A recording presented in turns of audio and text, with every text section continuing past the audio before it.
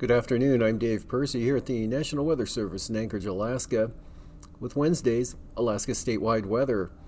Low pressure pushing up into the Gulf of Alaska brought increasing precipitation and winds along and off the southeast coast toward the North Gulf Coast today. Winds gusted 45 miles an hour at Heidelberg in the southern panhandle, and Seward had north winds gusting to 36 miles per hour.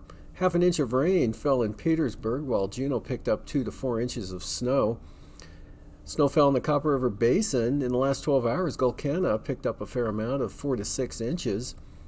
And snow fell over northern Cook Inlet, south central Alaska, into the Susitna Valley, with areas of light snow over much of the central and eastern interior. It was colder out to the west and northwest, with Kivalina seeing northeast winds gusting to 40 miles an hour, while Tuksuk Bay had north winds gusting to 54 miles per hour. Those winds will gradually diminish tonight. They'll stay quite windy over the western Brooks Range and the northwest coast, as well as the western Arctic coast. Look for snow showers over the Kuskokwim Valley up in toward the eastern Norton Sound area. And snow will linger, but gradually diminish from west to east over the eastern and southeast interior. It'll be wet and windy over the panhandle with a mixture of precipitation over the northern southeast coast. And for Thursday, look for a weakening trough to keep it unsettled over the southeast coast, with mostly rain falling at lower elevations.